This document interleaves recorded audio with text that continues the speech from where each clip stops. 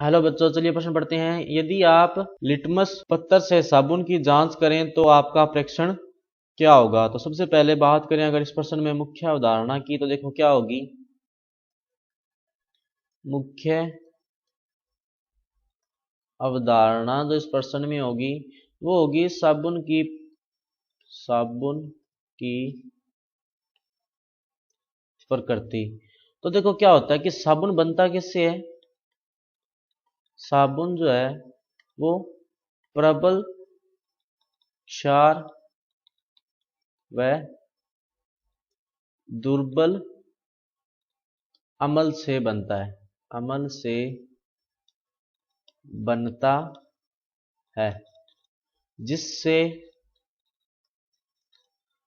साबुन की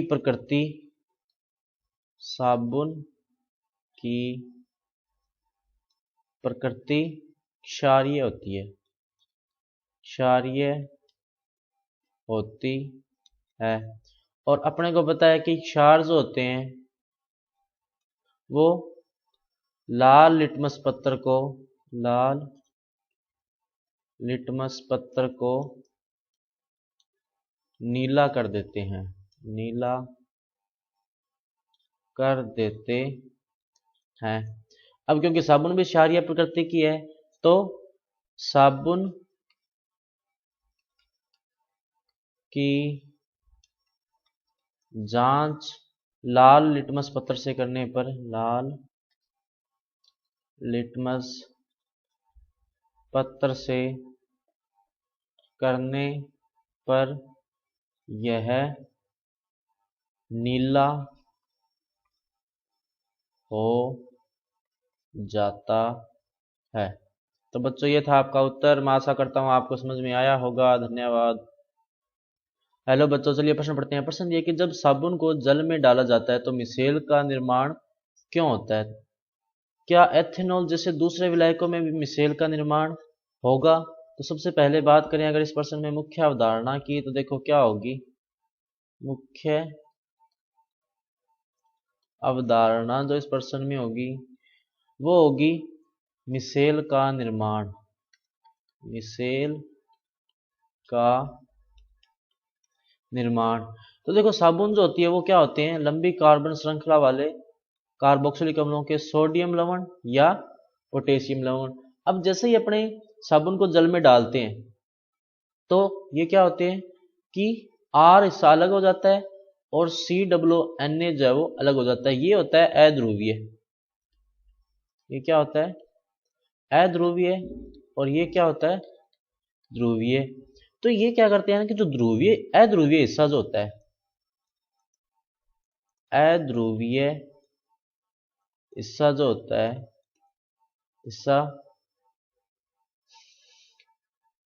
तेलीय गंदगी के साथ जुड़ जाता है। तेलीय गंदगी के साथ जुड़ जाता है, वह एक गुच्छा बना लेता है। एक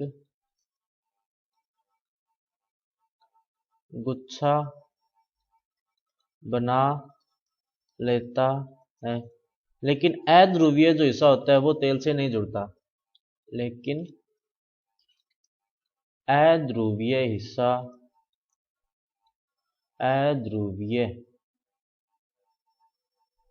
हिस्सा जो होता है वह तेलीय गंदगी से नहीं जुड़ता।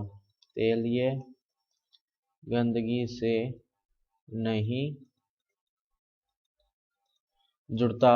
अब देखो होता क्या है कि लंबी कार्बन श्रृंखला होती है इसकी, तो ये इस तरह जैसे मान लेते हैं कि ये एक गंदगी थी या तेल या गंदगी थी। वो तेल की बूंद हो सकती है, वो ग्रीस हो सकता है, कुछ भी हो सकता है। और ज्यादातर जो गंदगी होती है वो तेलीय होती है। तो ये क्या करते हैं इस तरह से।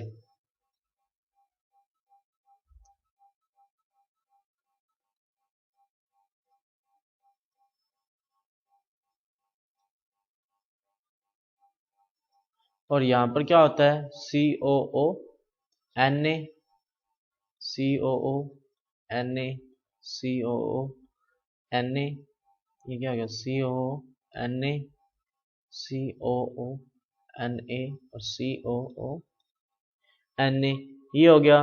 तो ये जो हिस्सा बनता है इसको तो बोलते हैं पूंछ या टैब बोलते हैं, और इसको बोलते हैं सिर या हेड बोलते हैं इसको।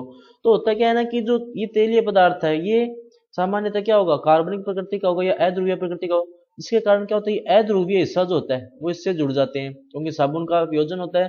तो ये ध्रुवीय हिस्सा तो अलग हो जाता है, और अध्रुवीय हिस्सा जो पूंछ जो होती है, कार्बनिक श्रृंखला वाला जो हिस्सा होता है वो क्या होता है, तेल से जुड़ जाता है। अब बहुत सारे हिस्से जो हैं या बहुत सारे अणु जो है वो तेल के चारों ओर जुड़ जाते हैं, जिसके कारण क्या होता है कि बहुत सारे अणु उस तेल की बूंद को या गंदगी की जो तेल या गंदगी की जो बूंद होती है या जो हिस्सा होता है बूंद को घेर लेते हैं, उससे जुड़ जाते हैं वह एक गुच्छा बना लेते हैं, जिसे क्या कहते हैं, जिसे मिसेल कहते हैं। और जुड़ते क्यों हैं, क्योंकि कार्बनिक यौगिक है ये भी, और ये भी क्या है, जो तेलीय बूंद है वो भी क्या है, कार्बनिक यौगिक। तो कार्बनिक यौगिक जो आपस में जुड़ जाते हैं और अध्रुवीय हिस्सा जो है वो बाहर जाता है, हो जाता है। और जब इस पर पानी डाला जाता है तो क्योंकि अध्रुवीय हिस्सा जो होता है वो पानी में नहीं घुलता, तो अब जब पानी से बाहर जाने लगता है तो साथ साथ में वो तेलीय बूंद जो होता है उसको भी बाहर लेके चला जाता है, और इससे क्या होते हैं, कपड़े साफ हो जाते हैं। अब उसने आगे क्या पूछा कि एथेनॉल जैसे दूसरे विलायकों में मिसेल का निर्माण करेगा क्या, तो देखते हैं क्या होगा इसमें। तो देखो एथेनॉल में साबुन मिसेल का निर्माण नहीं करेगा, मिसेल का निर्माण नहीं करेगा, क्योंकि साबुन की कार्बन श्रृंखला जो होती है, साबुन में हाइड्रोकार्बन की जो श्रृंखला होती है, लंबी कार्बन श्रृंखला, हाइड्रोकार्बन की श्रृंखला जल प्रतिकर्षी